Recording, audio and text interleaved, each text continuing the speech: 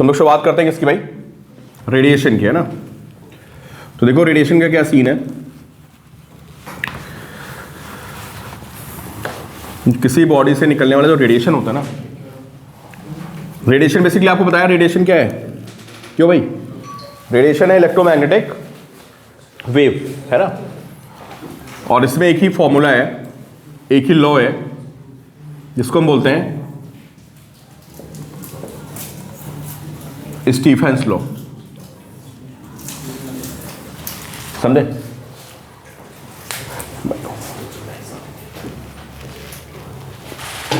Stephen's law भाई कोई बच्चा बताएगा क्या है, बताओ निधि, स्टीफेंस लॉ क्या होता है भाई, कौन बताएगा, याद है कुछ, कुछ याद रहा है, कुछ नहीं याद रहा है। देखो भाई,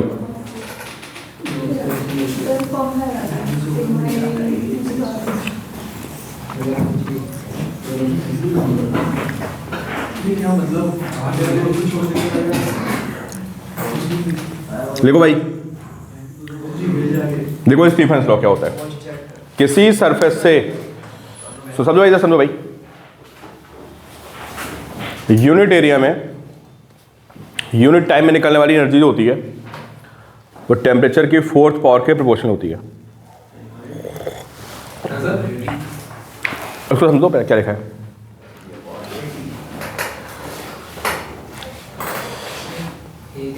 क्या लिखा है, energy per unit area per unit time is directly proportional to 4th power of temperature. भाई एक फॉर्मूला है, दो फॉर्मूले इसमें छोटे छोटे, है ना।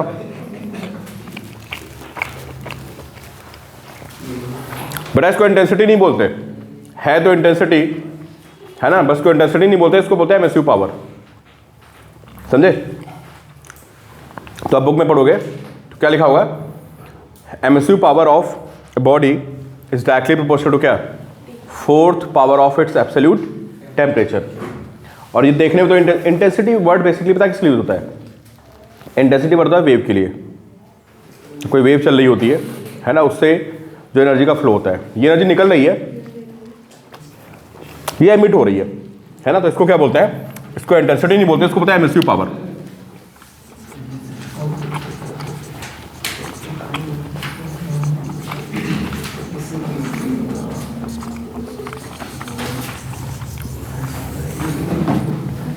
तो ये हो गया emissive power is directly proportional to क्या, 4th power of absolute temperature. वही बात मैंने आपको बताना भूल गया, सबसे इंपॉर्टेंट बात ये थी, हाँ डायमेंशन सेम है, इंटेंसिटी और MSU power they have same dimensions, समझे। सबसे इंपॉर्टेंट होता है क्या होता है, भूल गया, जो लॉ है ना, ये लॉ है ब्लैक बॉडी के लिए।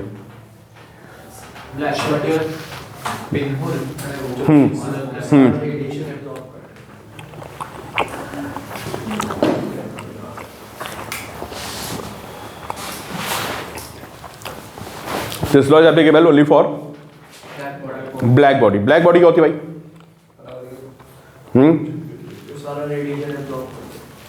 सर ब्लैक बॉडी की एक बात बताइए, और बताओ।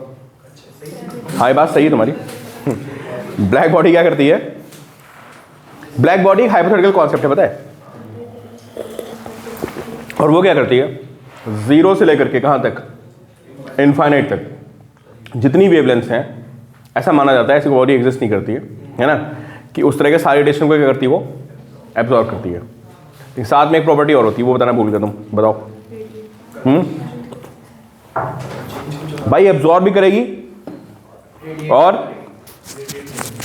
भाई, तो ब्लैक बॉडी के बारे में तुमने बताया कि क्या करता है, सारी वेवलेंथ एब्जॉर्ब करता है और सारी एमिट भी करता है।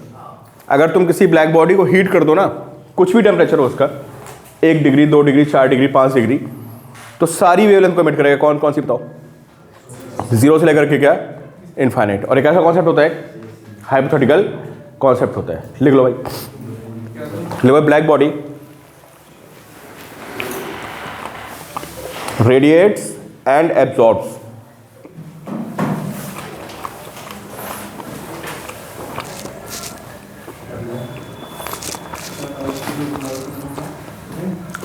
Radiates and absorbs all wavelengths.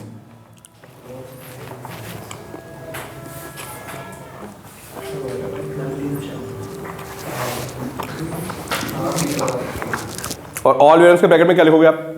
0 to infinity।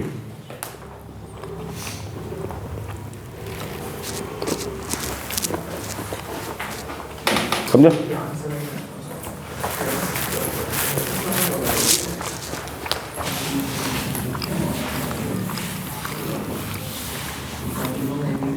भाई यहां पे एमएसयू पावर को कैपिटल से डिनोट करते हैं and emissive power is actually proportional to 4th our temperature. किसके लिए?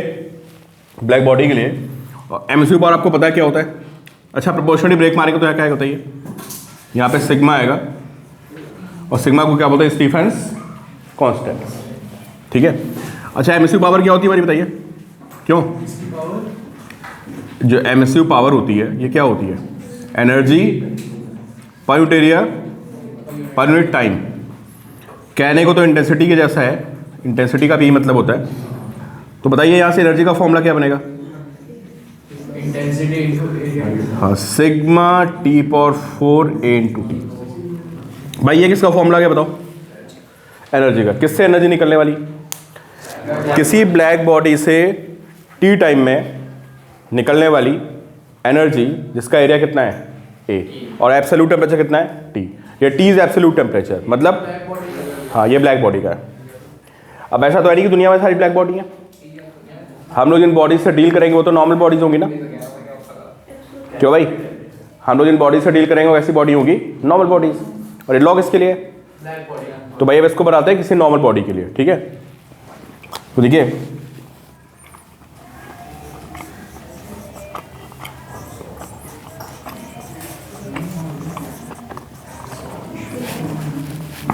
मैं लिख रहा हूं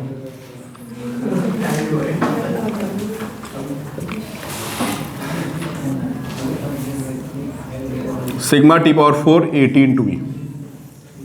लिख लो भाई, ये स्मॉल ई आ गया फैक्टर। मुझे लगता है तो समझ सकते हो कि स्मॉल ई क्या है, बताओ क्यों भाई? ये फॉलो किसके लिए था?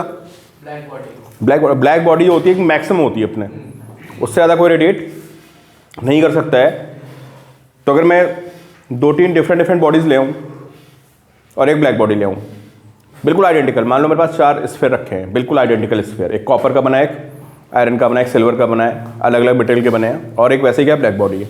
तो सबसे ज़्यादा कौन एमिट करेगा बताओ? तो ब्लैक बॉडी के रिस्पेक्ट में कोई जितना एमिट करता है उसको हम बोलते हैं एमिसिविटी। समझे? मान लो 2 आइडेंटिकल स्फीयर हैं, 2 आइडेंटिकल स्फीयर है ना, दोनों का टेम्परेचर क्या है? सेम है। एक ब्लैक बॉडी है, कोई नॉर्मल बॉडी है। पता चला एक से 100 जूल निकल रहा है और एक से निकल रहा है 50, तो उसकी एमिसिविटी कितनी हो गई? हाफ। तो स्मॉल ई को क्या बोलते हैं? एमिसिविटी बोलते हैं। और ये क्या बताता है कि आप ब्लैक बॉडी के रिस्पेक्ट में कितना एमिट कर रहे हो, कितनी आपकी कैपेसिटी है। और ये रेशियो हमेशा 1 से क्या होता है? कम होता है। तो नोट किया इसको।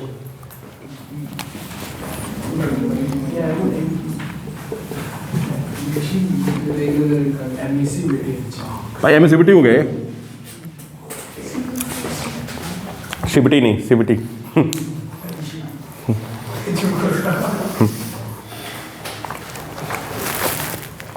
और ब्लैक बॉडी के लिए कितना होगा, आप गेस कर सकते हो यार? 1 होगा ब्लैक बॉडी। ब्लैक बॉडी भाई ये कोफिशिएंट जो है ये ब्लैक बॉडी के रिस्पेक्ट बता रहा है ना। अगर कोई ब्लैक बॉडी से आधा कर रहा है तो उसकी ई कितनी होगी? 0.5। 25% कर रहा है तो 1/4। तो फॉर ब्लैक बॉडी इज 1। तो 2 वर्ड आ गए भाई, एक आया एमिसिव पावर और एक क्या आ गया? एमिसिविटी। तो दोनों डिफरेंस क्लियर हो गया आपको? एमिसिव पावर क्या है? यूनिट एरिया से यूनिट टाइम में निकलने वाली एनर्जी। और एमिसिविटी क्या है? डायमेंशनलेस यूनिटलेस रेशियो है जो कि किसी भी बॉडी को कंपेयर करता है किसके साथ? ब्लैक बॉडी के साथ। कि 2 आइडेंटिकल बॉडीज रख दी जाएं, ब्लैक बॉडी और कोई और बॉडी, तो उससे जो एनर्जी रेडिएट करेगी उसके रिस्पेक्ट में उसको हम क्या बोलते हैं? एमिसिविटी। नोट करिए पहले इसको। देखो अब जो दूसरा सबसे इंपॉर्टेंट पॉइंट ये है कि इस दुनिया में जितनी भी बॉडीज हैं ना, जितने भी ऑब्जेक्ट्स हैं, सारे के सारे पता क्या कर रहे हैं, सब हीट को क्या कर रहे हैं, रेडिएट कर रहे हैं। तो स्टीफेंस लॉ के अकॉर्डिंग बताओ हीट का रेडिएशन कब बंद होगा, आप बताओ। जो आपने स्टीफेंस लॉ भी पढ़ा है तो उसके अकॉर्डिंग कोई बॉडी हीट रेडिएट करना कब बंद करेगी बताओ। अगर उसका टेम्परेचर 0 केल्विन हो जाए, और 0 केल्विन आपको पता है कि अभी पहुंचता नहीं किसी का टेम्परेचर, समझिए ना। तो क्या है, दुनिया में जितने भी ऑब्जेक्ट्स हैं सारे के सारे क्या करते हैं, हीट को क्या करते हैं, एमिट करते हैं, और साथ में क्या करते हैं, एब्जॉर्ब भी करते हैं। तो दोनों प्रोसेस साथ चलती हैं। कौन कौन सी, एमिट करना भी और एब्जॉर्ब करना भी। देखो तो मैंने क्या बताया तुम लोगों को यार, मैंने बताया कि एक तो क्या होता है इसमें, एमिट होता है, और साथ में क्या करती है बॉडी, एब्जॉर्ब भी करती है।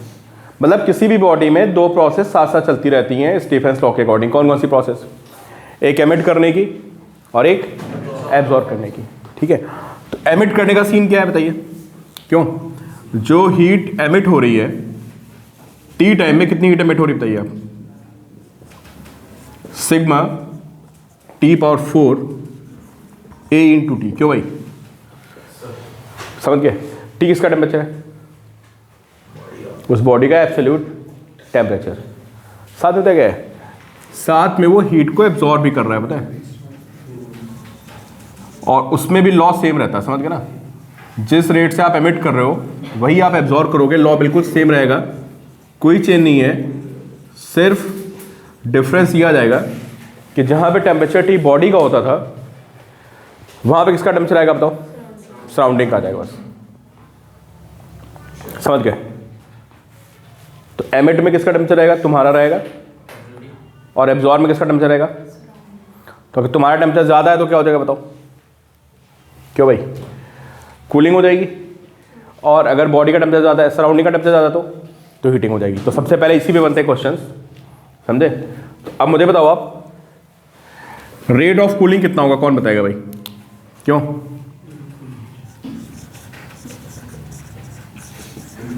रेट ऑफ कूलिंग कितना होगा बताओ,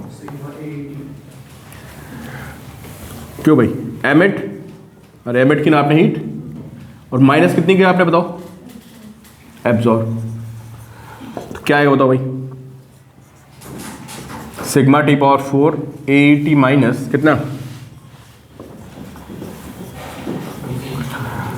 टी को 1 पुट कर दो,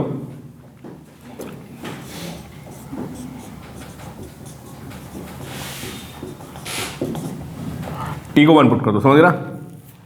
तो ये तुम्हारा आ गया नेट हीट लॉस पर सेकेंड, समझ गए ना, नेट हीट लॉस पर सेकेंड। टी को 1 पुट कर दिया, नोट को भाई इस पे सबसे पहले क्वेश्चन।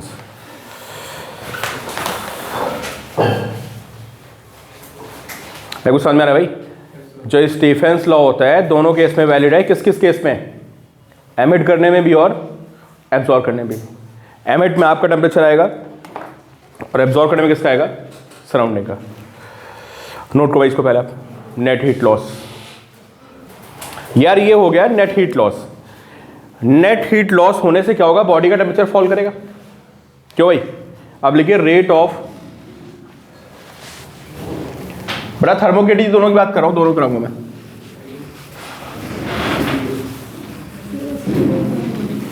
देखो अच्छा ये बताओ, मैं एक लाइन लिख रहा हूं, आपको समझ में आ रहा है क्या लिखा मैंने,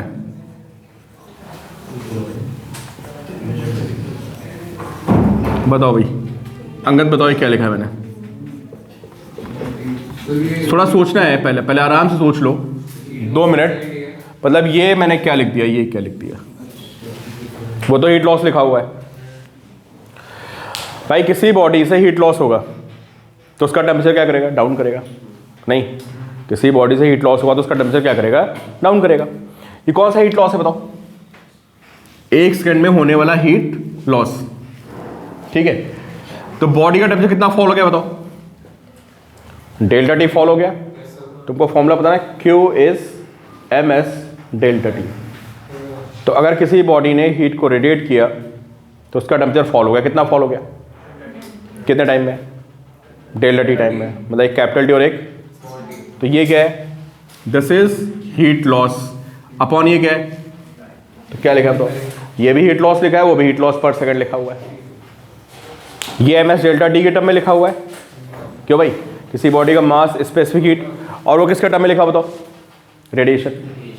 तो रेडिएशन से हीट, जो भाई हीट लॉस कहीं भी हो, चाहे रेडिएशन से हो, कन्वेक्शन से हो, कंडक्शन से हो, एम एस डेल्टा टी तो हमेशा वैलिड होता है ना।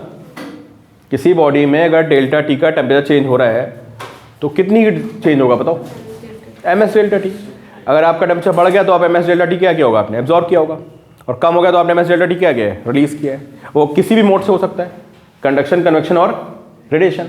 अभी किससे हो रहा है, कन्वेक्शन से हो, सॉरी अभी किससे हो रहा है, रेडिएशन से हो रहा है। तो उसको M S delta T by delta T की कोई कर दिया, समझ गया। अब यहाँ से एक लॉ आने वाला है छोटा सा, देखो बेटा यहाँ से निकाल दो delta T by delta T, कितना आएगा बताओ, ये कितना आएगा, sigma A by M S into क्या बताइए, T4 माइनस TS4। नोट को पहले यहाँ तक नोट करो, इसको समझ लेना एक बार, फॉर्मूले वामले याद नहीं करने इससे कुछ भी। पर सेकंड के लिए है, तो ये वाला भी तो पर सेकंड के लिए है। हाँ परसेंट के लिए, तो तभी तो डेल्टा टी से डिवाइड किया ना, M S delta T by M S delta T क्या है, क्या है? हीट निकली कितने टाइम में, डेल्टा टी टाइम, डिवाइड मार दिया, पर सेकंड हीट आ गई। तो हमें delta T by delta T निकालना है एक्चुअली, इसको बोलते हैं रेट ऑफ फॉल ऑफ क्या, टेम्परेचर, समझे। अब देखो सीधे लिखो इसके बाद, वो क्या है, इधर देखो भाई आप लोग प्लीज देखिए, जब इन सबको सॉल्व करेंगे ना, थोड़ी मैथ्स लगाएंगे, बायनोमियल लगा के सॉल्व करेंगे, बायनोमियल थ्योरम लगाएंगे। अभी मैं आपको डायरेक्टली लिख रहा हूँ, रिजल्ट आपको याद करना है, देखो क्या आएगा।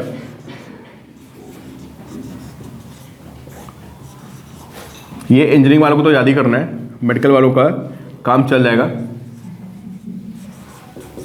ये आ गया भाई, और ये डेल्टा टी डैश लिख लो यहाँ पे, अब नया एक और टी डैश आ गया। डेल्टा टी डैश पता क्या है, सिस्टम और सराउंडिंग के बीच का टेम्परेचर डिफरेंस, कौन, और ये आ गया न्यूटन्स लॉ ऑफ कूलिंग। तो डेल्टा टी डैश क्या है, temperature difference between object and क्या,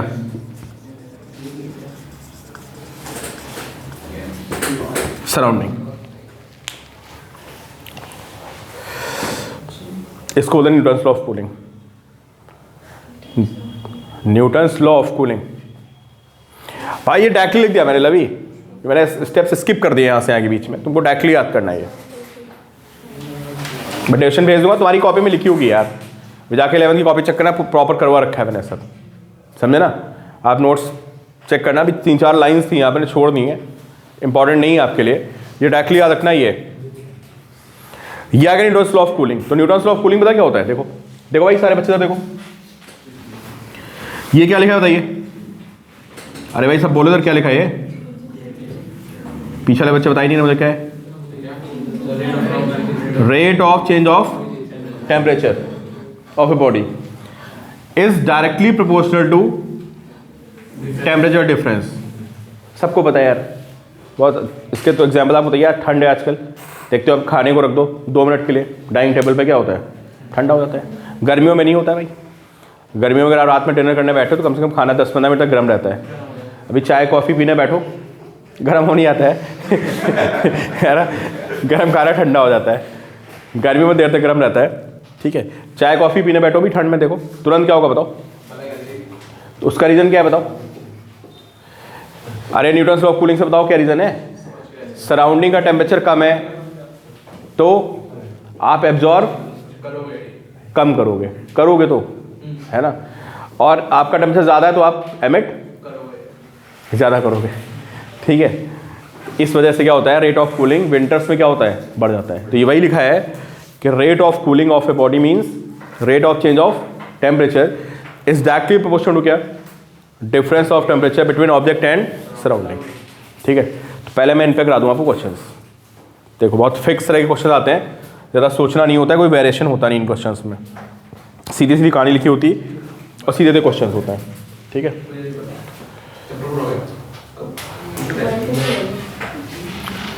बेटा ये सिर्फ इंजीनियरिंग बच्चों को नोट करना है, ठीक है। तो न्यूटन्स लॉ ऑफ कूलिंग क्या है बताइए, न्यूटन्स लॉ ऑफ कूलिंग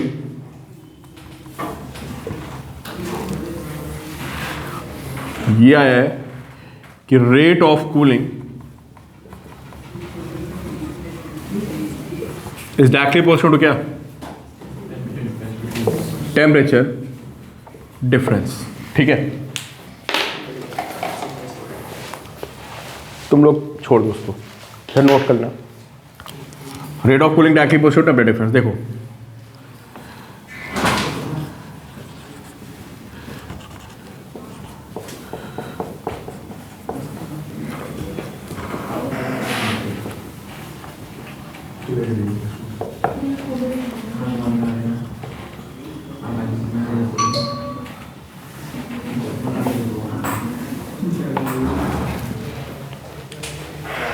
बैठे हैं सारे बच्चे?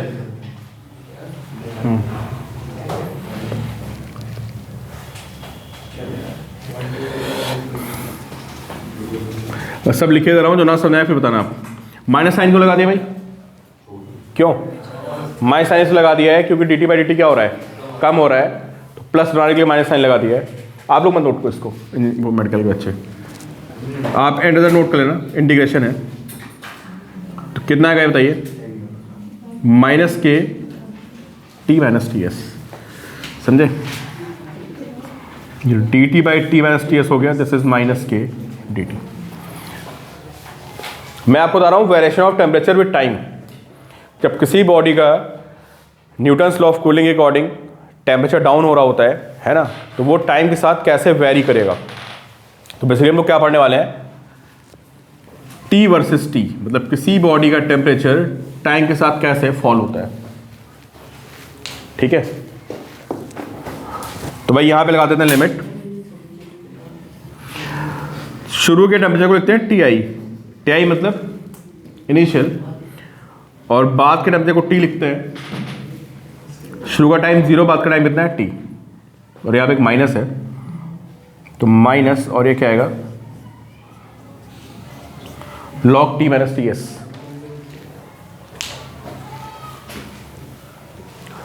तो इसका इंडिकेशन आ गया minus log T minus T S. Limit कहाँ लगा दी मैंने? शुरू में टी आई था इनिशियल टेम्परेचर, बाद में कितना हो गया? टी। शुरू में टाइम 0 था, बाद में टाइम टी हो गया, तो ये आ गया minus log T minus T S. ठीक है, इस पर लिमिट लगाते हैं। तो लिमिट लगाने में क्या बचेगा बताओ भैया? माइनस अपर लिमिट लिखोगे तो T minus T S, minus lower limit लिखोगे तो T I minus T S, और ये आ जाएगा माइनस के, इसका टी आ जाएगा टी। माइनस से मल्टीप्लाई कर दिया आप अंदर, इसको अपॉन में ले आइए, तो log T I minus T S by T minus T S. दोनों तरफ मैंने माइनस में लगा दिया, यहां तो माइनस की जरूरत नहीं थी ना।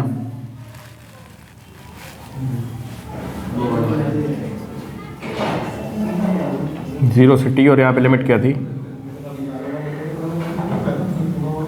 टी आई से टी।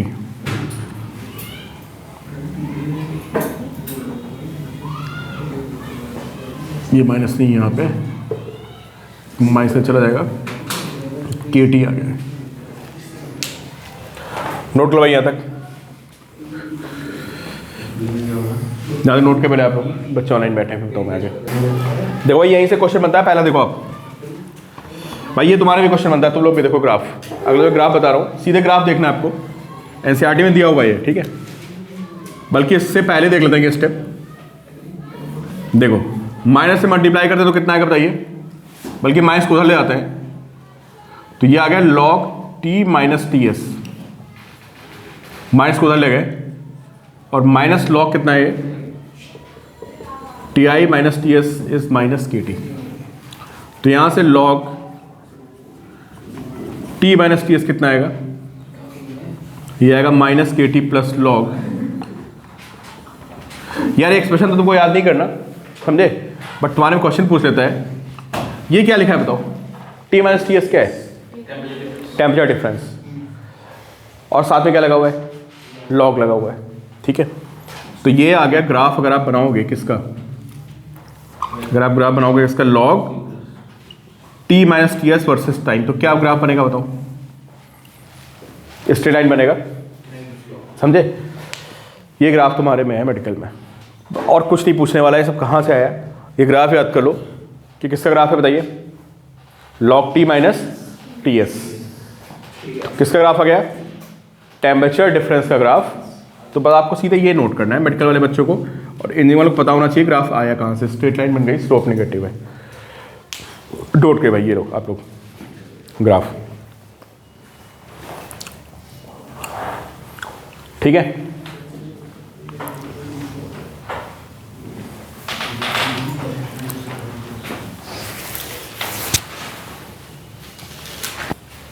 अच्छा इसके आगे देखो भाई, इसके आगे देखो क्या सीन है। अभी हमें निकालना क्या था वैसे बताओ? हम लोग निकाले थे टेम्परेचर, है ना? तो यहां पे दोबारा फोकस करते हैं, ये अपॉन में जाएगा तो क्या बनेगा बताइए?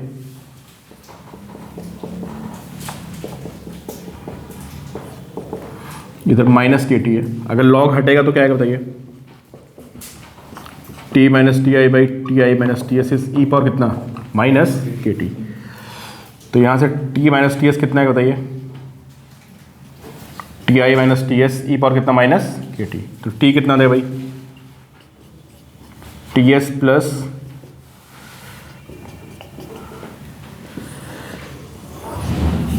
ये टेम्परेचर का वेरिएशन आया किसके साथ?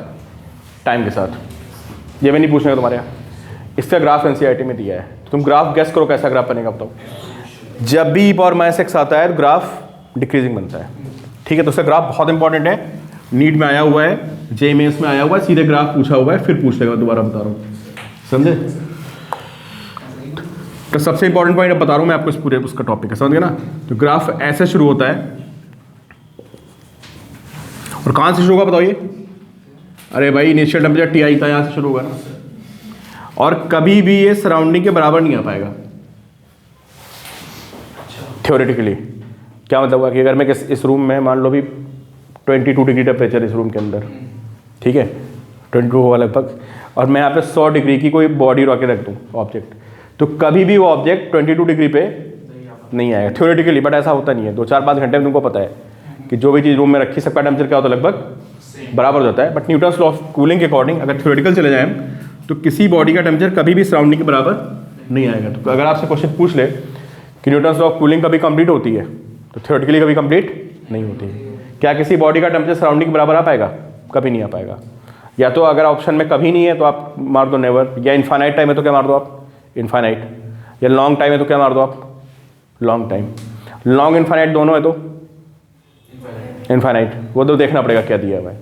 बट आप समझ लो कि न्यूटन्स लॉ ऑफ कूलिंग कभी कंप्लीट नहीं होती है, तो बॉडी का टेम्परेचर टी आई था, गिरते गिरते कभी भी वो टी एस के बराबर नहीं आ पाएगा, ठीक है? तो तुम्हारे लिए 2 बातें इंपॉर्टेंट थी, पहला ग्राफ और दूसरा ग्राफ। ये सब क्या हो रहा है, कैसे आ रहा है, कोई मतलब नहीं है, ठीक है? इंजीनियरिंग वाले क्वेश्चन आ जाते हैं, ठीक? और बस इसका अब जो क्वेश्चन सॉल्विंग कैसे होती है समझो आप। देखो बड़ा क्वेश्चन देखो, क्वेश्चन देखो आप लोग, देखो question Newton's law of cooling कैसे सॉल्व करने हैं। देखो क्या दिया हुआ, देखो बहुत फिक्स क्वेश्चन होते हैं, बिल्कुल फिक्स पैटर्न में, ज़्यादा दिमाग नहीं लगाना होता है। क्वेश्चन देखो और बस 1 मिनट के अंदर आंसर निकालो। देखो भाई क्या है Newton's law of cooling? Rate of cooling जो किसी बॉडी का होता है, देख लो भाई जल्दी से,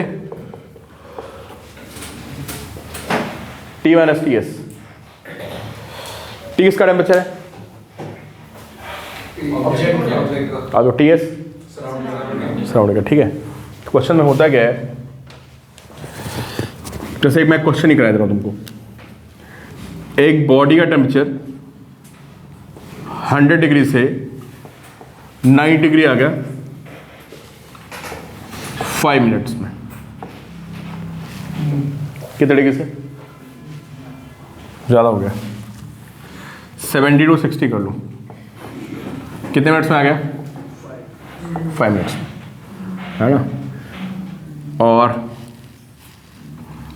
फिर आ गया वो 60 to 50 10 मिनट में। टाइम बढ़ता रहता है, जैसे टेम्परेचर डिफरेंस कम होगा टाइम क्या होगा? बढ़ता जाएगा। पहले कूलिंग बहुत तेज़ी से होती है, फिर कूलिंग का रेट धीरे धीरे क्या होता रहता है? कम होता रहता है। तो 70 से 60 आ गया 5 मिनट में, और 60 से 50 आ गया किस में 10 मिनट में। कहेगा सराउंडिंग का टेम्परेचर निकालो।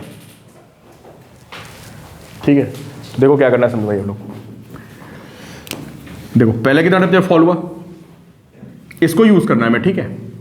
तो 70 से 60 फॉल हुआ, तो डेल्टा टी कितना बताइए यहाँ पे 70 माइनस 60 अपॉन टाइम कितना बताइए 5 है ना। ये यहाँ क्या लिखोगे बताओ, यहाँ पता क्या लिखोगे आप, बस ये याद रखना है यहाँ पे 70 + 60/2 लिखोगे कि बॉडी का टेम्परेचर कॉन्टिन्यूसली क्या हो रहा है, अरे 70-60 फॉल हो रहा है ना भाई, तो तुमको उसका लेना पड़ेगा एवरेज। और एवरेज कितना होगा बताओ 65।